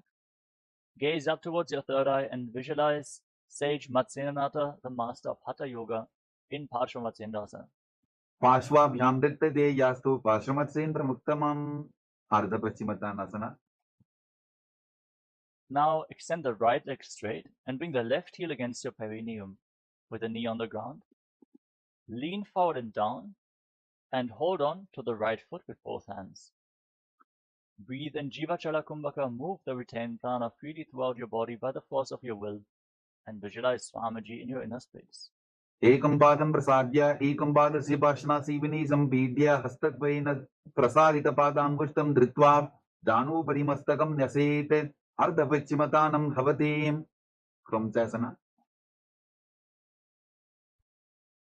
Now bring the left foot flat on the ground outside your hip with the left knee on the ground. Hold onto the right foot and extend the leg up in front of your face, keeping the right knee straight. Try to bring your forehead against your knee as you visualize yourself as a crane, Krauncha. In Kraunchasana, the crane pose. उत्तानपादं क्रौञ्चं च मरीचिं वीरभद्रकं नटराजं त्रिकोणं च सप्ताङ्गुष्ठप्रसारणे अर्धपश्चिमतानासना. Now extend the other leg forward. Bring the right heel against your perineum with the knee bent, right knee on the ground. Lean forward and down and hold onto the left foot with both hands. As you visualize Swamiji, hold your breath and move the retained prana in Jivachala Kumbhaka in Ardha Pashmatanasana on the other side. एकं पादं प्रसाद्य एकं पादस्य पार्श्वनासीविनी सम्पीड्य हस्तद्वयेन प्रसारितपादाङ्गुष्ठं धृत्वा जानुभरि मस्तकं न्यसेत् अर्धपश्चिमतानं भवति क्रमचासना. Now bring the top of the right foot flat on the mat outside the hip with the knee on the ground. Hold onto the left foot and lift it up in front of your face, keeping the knee straight, visualizing yourself as a crane. उत्तानपादं क्रौञ्चं च मरीचिं वीरभद्रकं नटराजं त्रिकोणं च सप्ताङ्गुष्ठप्रसारणे स्वस्तिकासना. Now bring your legs into a cross-leg position. Pull your feet in between thighs and calves. Then place your hands on the respective knees. Gaze towards the tip of the nose and embody peace, well-being, good fortune, and prosperity. Visualize a swastika in your inner space in swastikasana. जानुर्वोरन्तरे सम्यक् कृत्वा पादतले गुहे रज्जुकाय समासीन स्वस्तिकं तत् प्रचक्षते गोरक्षासना. Maintain your legs in the same position. Place your hands flat on the heels. Cover your heels with your hands. Lock your throat in Jalandhara Bandha and gaze towards the tip of the nose as you visualize the great sage Goraknatha, founder of the Natha Yoga Hindu Sampradaya, and Gorakshasana. जानुर्वोरन्तरे पादौ उत्थानौ व्यक्तसंस्थितौ गुल्फौ छाछाद्य हस्ताभ्याम् उत्थानाभ्यां प्रयत्ततः Vavasana 2. Now bring your left heel against your perineum and then place the right foot on top of the left thigh. Gaze up towards your third eye. Visualize Swamiji in your inner space. Meditate on Arihanta, enlightenment, the ultimate success. As you inhale all the way and then lock your senses with your fingers. Lock your lips with little and ring fingers, your nostrils with your middle fingers, eyes with your index fingers, and your ears with your thumbs, and hold your breath intensely. वामपार्श्वभुतं संस्थाप्य दक्षिणं ग्रीवाम च गणे Yogasana 2. Now place your feet on top of opposite knees. Bring your hands onto the ground at the side of your body with your palms facing up. Gaze towards the tip of the nose and visualize Swamiji in your inner space as you start breathing in Kakachandra Kumbhaka. Keep your mouth in the shape of the beak of a crow. Inhale through your lips and exhale through your nose again and again in Yogasana 2. उत्थानौ चरणौ कृत्वा संस्थाप्योपरि जानुनोः आसनोपरि संस्थाप्य चोत्थानं करयुग्मकम् ऊर्ध्वकुक्कुटासना. Now rotate your hands at the side of the body, place your palms down, push your hands into the ground and lift your entire body off the mat as you visualize yourself as a rooster in Urdhva Kukkutasana. वासिष्ठमतकौण्डिन्यम् ऊर्ध्वकुक्कुटमेव च अष्टावक्रमथोत्थानं मयूरं सेतुबन्धनं सिद्धहरतलियासना. Now bring your hands in between your legs with your legs in Padmasana. Place your palms flat on the ground. Without lifting your body up, stay seated on the mat. Elbows close to your navel, gaze towards the tip of the nose, and visualize Swamiji in your inner space. प्रथमपदमासन पोकरे Astuto वो वोडासन दितरे उभे हतेले भूदेरी राखी ओजा वोडासन दिमे दाके Hamsasana. Now push your hands into the ground and lift your entire body off the mat, balancing on your arms. Pull your knees up towards your chest, gaze to your nose, and visualize yourself as an elegant swan in Hamsasana, the swan pose. कुक्कुटासनौ स्थित्वा स्कन्दपर्यन्तं ऊरूनि नीत्वा तिष्ठेत् हंसासनं भवति कार्मुकासना Now push your hands through your legs, lean forward, and place your forehead on the ground as you interlock your hands behind your back. Visualize yourself as Pinaka, Lord Shiva's bow in Karmukasana. प्रथम पद्मासन पोपरे घोरासंधि माहि कर इधरे तरबतु श्री कर दो भू आने कोण्या ऊपर संधि ले ठाने Kurmasana 2 Now come to the front of your yoga mat. Sit in Padmasana. Insert your hands through the legs and bend your elbows to hold onto your neck with both hands. Visualize yourself as a turtle, one of the 10 incarnations of Mahavishnu, in Kurmasana 2.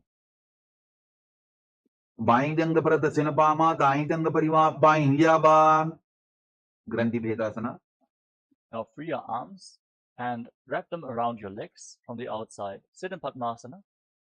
Hold on to your hands and pull your knees up towards your chest. Balance as you gaze through the nose. Lock your throat in Jalandhara Bandha and visualize that you are cutting through all the knots in the energy channels along your spine in Granthi Bedasana, Shiva's secret knot cutting posture. अथ भक्षे नीलकण्ठा ग्रंथि भेदासनं शुभं ज्ञात्वा रुद्रो भवेत् क्षिप्रं सूक्ष्मवायु निषेवनात् उत्तान Kurmasana Now insert your hands through the legs once more. Bend your elbows, hold onto your neck, and then roll onto your back. Gaze towards the tip of the nose and visualize that you are a turtle laying on its back in Uttana Kurmasana, the upward facing turtle pose. कुक्कुटासनबन्धस्थं कराभ्यान्तरगन्धरं पीठं कूर्मवदुत्तानम् एतदुत्तानपूर्वकं वाङ्गु कुक्कुटासना Now kick yourself back up. Sit in Padmasana. Insert your hands through the legs. Place one palm on the ground and hold its wrist with the opposite hand. Then lift your entire body off the mat and visualize yourself as a rooster. कुक्कुटासने स्थित्वा एकेन हस्तेन अन्यस्य मणिबन्धं धृत्वा वाङ्गु कुक्कुटासना Now exchange the position of your hands. Place the other palm on the mat. Hold its wrist. Lift your entire body up and visualize yourself as a rooster. कुक्कुटासने स्थित्वा एकेन हस्तेन अन्यस्य मणिबन्धं धृत्वा वृद्धासना Now sit in Padmasana. Place your elbows on your toes. Interlock your fingers in Padasha Mudra. Rest your chin on your hands. Press your thumbs against your throat and visualize that you have gone beyond all greed and covetous. जानोर्घोरन्तरे पादौ उत्तानौ व्यक्तसंस्थितौ उल्फौ छाछाद्य हस्ताभ्याम् उत्तानाभ्यां प्रयत्ततः padmasana 3 Rise up. Place your hands over top of each other with the palms facing upwards and rest your hands in your lap. Sit in a meditative space, gaze to your nose and engage Mahamudra Bandha, root lock, abdominal lock and throat lock as you visualize Swamiji in Padmasana 3. उत्तानौ चरणौ विधाय विधिवत् शक्तिस्थितौ योगिरात् padmasana 4 Now place your hands flat on your knees. Gaze towards the tip of the nose and visualize Paramashiva in your inner space. With 25 heads, 50 hands, 75 eyes, sit as Paramashiva as you internally chant the Mahavakya. Om Nithyananda Paramashivoham in Padmasana form. एतत् पद्मासनं कुर्यात् प्राणवायु प्रसिद्धये शुभासनं सदा ध्यायेत् पूरयित्वा पुनः पुनः कार्मुकासना 2 Now keep your left hand on the left knee and keep your right hand on Prana Mudra. Catch the left big toe and pull it back as if you're pulling a bowstring. Move the big toe round and round. Pull the foot closer towards your body. Then repeat the movement on the other side as well. As you visualize yourself as Pinaka, Lord Shiva's bow in Karmukasana 2. अधान्यासनमावक्ष्ये योगपूरकरक्षणात् कृत्वा पद्मासनं पाद अङ्गुष्ठतङ्गयोस्थितं कार्मुकासना 3 Now, sitting in Padmasana with your feet closer towards your body, cross your arms behind your back and hold on to the respective big toes in Prana Mudra with index and middle fingers. Gaze towards the tip of the nose and engage Mahamudra Bandha as you visualize yourself as Shiva's bow. कार्मुकासनमाक्षित्य उदरे पूरयेत् सुखं तदभाग्युर्वसो याति कालेन सुष्पवायुना. Dridasana.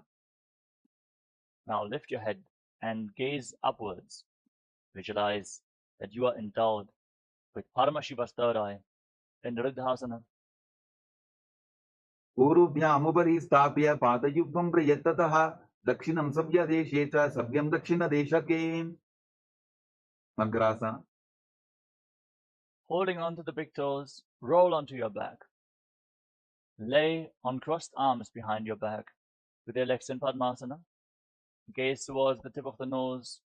Breathe calmly in Sahajra Kumbhaka and visualize yourself as a snake in Nagarasana. प्रथम पद्मासन कोठाने दोहु हाथ पाछाने आने पाद अंगूठा पकड़े आनी सोबई कहन्या पुल्या पानी. Kandukasana. Now free your arms and legs. Pull your knees up towards your chest and circle your legs with your arms. Interlock your fingers around the legs in Padashu Mudra. Bring your chin to your knees and squeeze your body into a ball in Kandukasana. वेत्रासने स्थित्वा हस्तपादान् निष्कुष्य ऊर्ध्वं दजेत् पृष्ठवंशेन भूमिं पोतयेत्. कन्दुकासनं भवति. ऊर्ध्वकोणासना. Now place your feet flat on the mat. Keep your knees raised. Interlock your fingers around your neck. Gaze towards the tip of your nose and breathe calmly through the nose in Sahadra Kumbhaka as you visualize Swamiji in Urdhva Bhavanasana. प्रथमे सूतो San करावेन गोडा उभा राशि मिलावेन फुलकमा हिला अंगुष्ठतोजी करे एक समेल रसोजी. मरकट पीठासना. Now bring your hands underneath your heels with the palms facing upwards.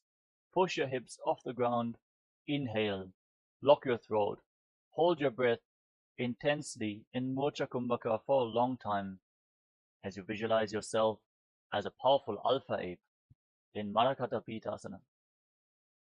उत्तानशयनं पादतले उत्तानहस्तयोः स्थापयेत्. उत्तानशिखिपीठकासना. Now bring your hands towards your lower back. Raise your hips up high. Rest your elbows on the ground for support as you extend your legs. Bear your entire body weight on your elbows. Fix your gaze at the tip of the nose and visualize Swamiji in Uttana Shikipītakasana. जङ्घोरुबलहीनश्चेत् उत्तानशिखिपीठकम् अप्रमत्तः प्रकुर्वीत भुक्ते प्राग्विजितेन्द्रियः. नरकासना. Now kick your legs up. Point your toes to the sky.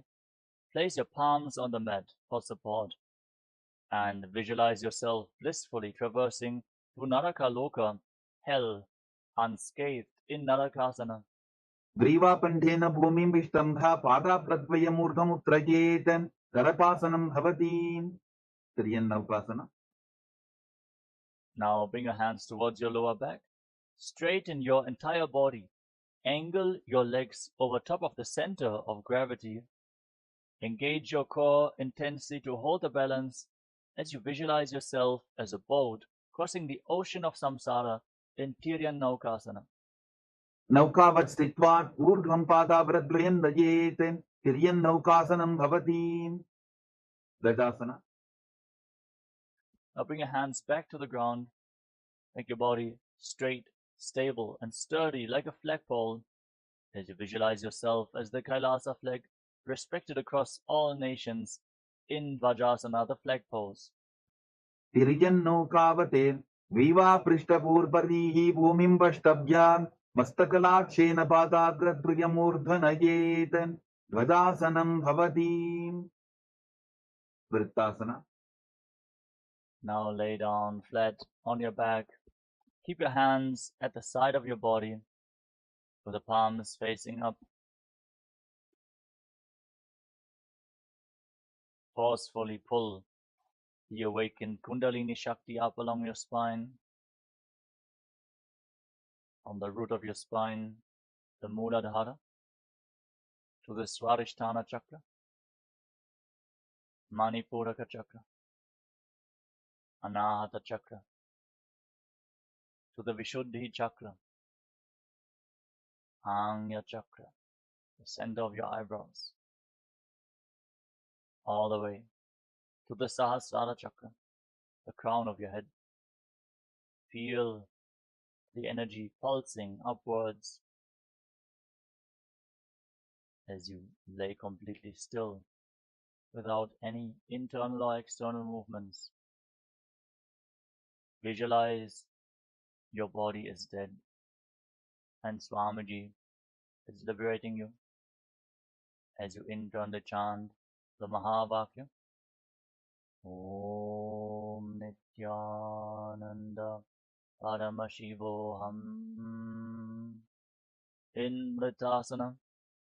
उत्तानं शववद्भूमौ शयनं तु शवासनं शवासनं श्रमहरं चित्तविश्रान्तिकारणम्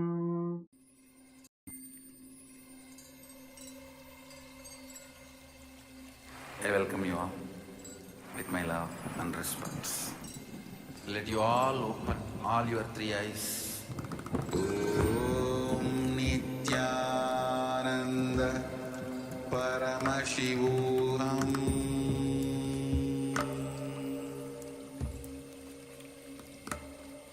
Om Nithyananda Paramashivoham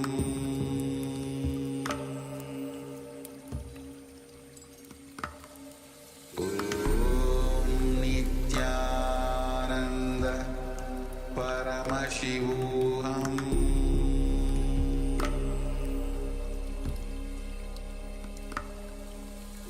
Om Nithyananda Paramashivoham Om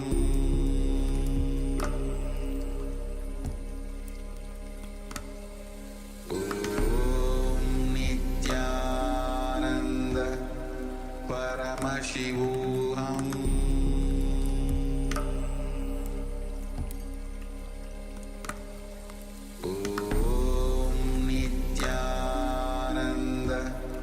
Paramashivoham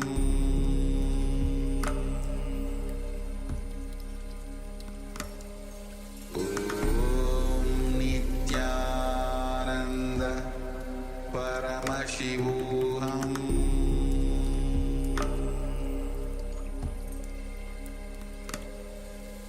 Om Nithyananda Paramashivoham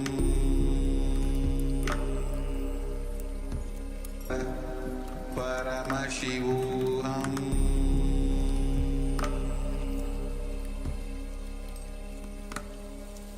Om Nithyananda Paramashivoham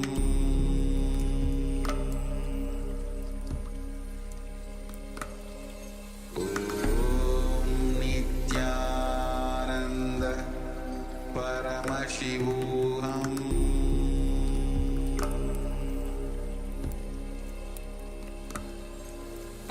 Om Nithyananda Paramashivoham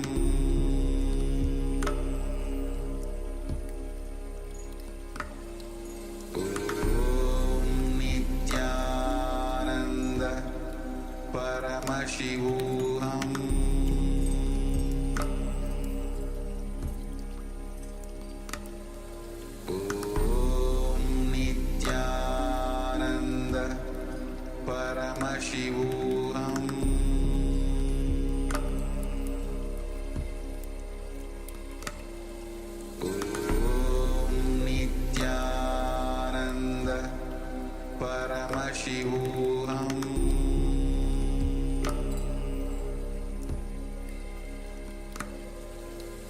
Om Nithyananda Paramashivoham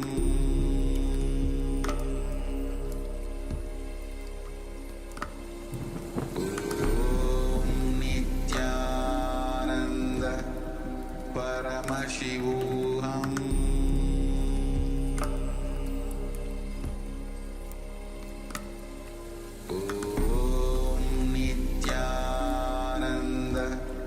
Paramashivoham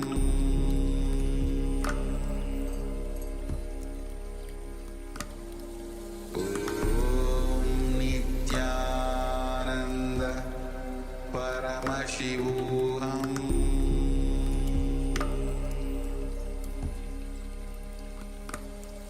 Om Nithyananda Paramashivoham Paramashivoham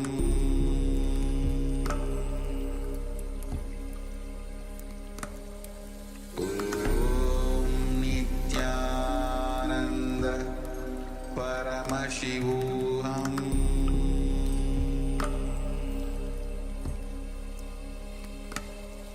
Om Nithyananda Paramashivoham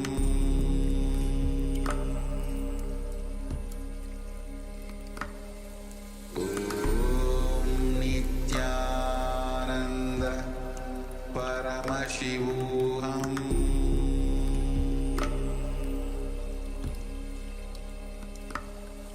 Om Nithyananda Paramashivoham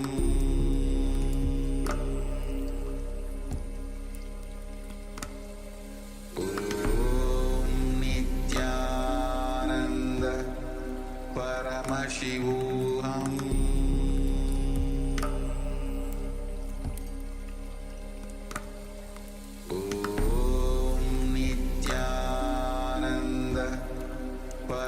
Paramashivoham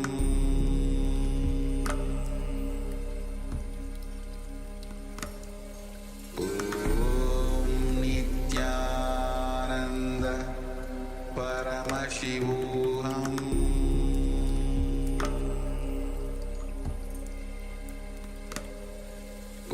Om Nithyananda Paramashivoham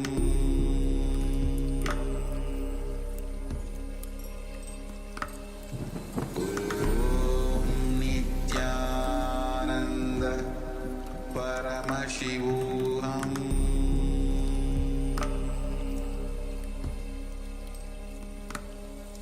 Om Nithyananda Paramashivoham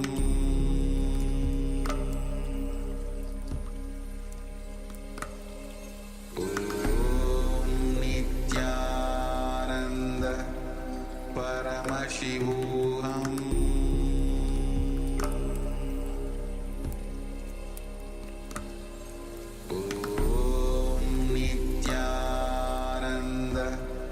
Paramashivoham Om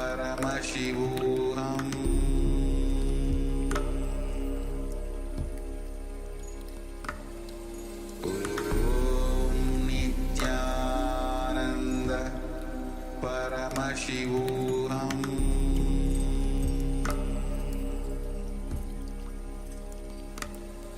Om Nithyananda Paramashivoham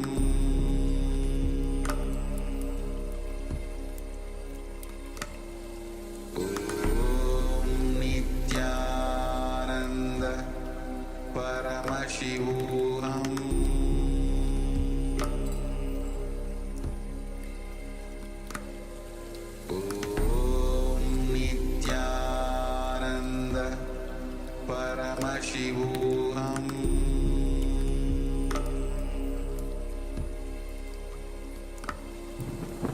Om Nithyananda Paramashivoham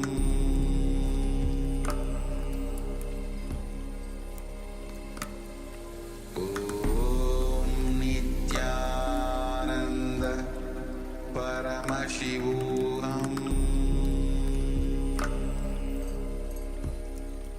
Paramashivoham Paramashivoham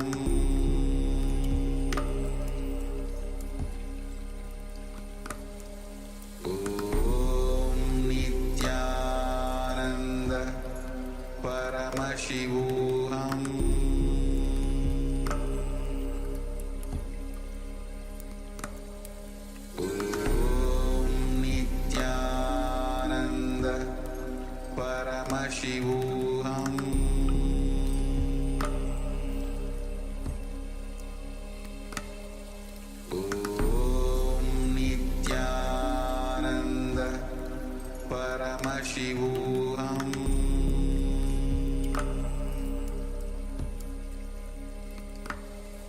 Om Nithyananda Paramashivoham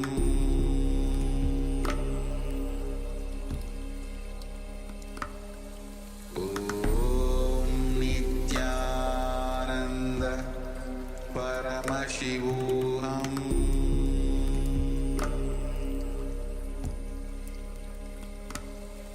Om Nithyananda Paramashivoham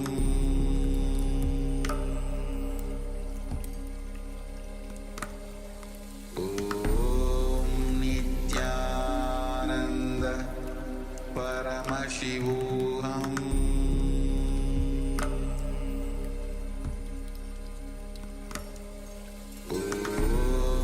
Nithyananda Paramashivoham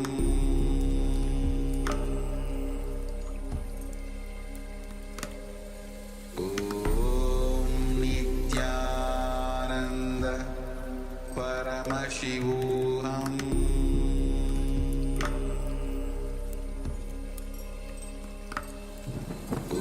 Om Nithyananda Paramashivoham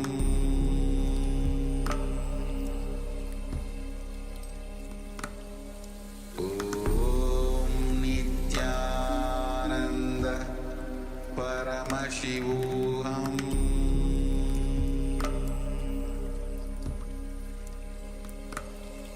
Om Nithyananda Paramashivoham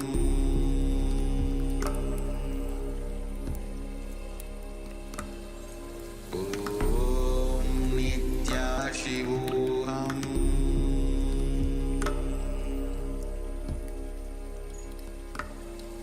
Om Nithyananda Paramashivoham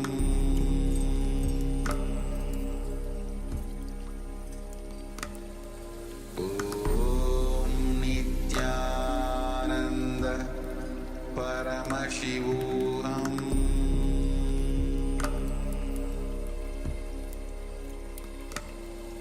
Om Nithyananda Paramashivoham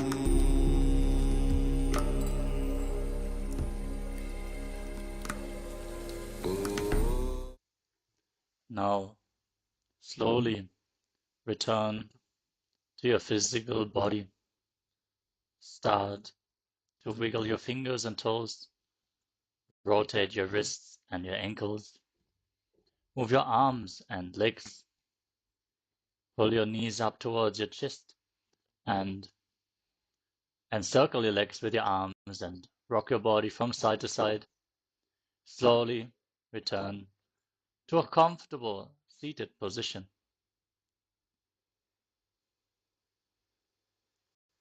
Congratulations! You completed the Dvitiya Vinyasa Krama, the 308 asana sequence of Kailasa's Nithyananda Yoga.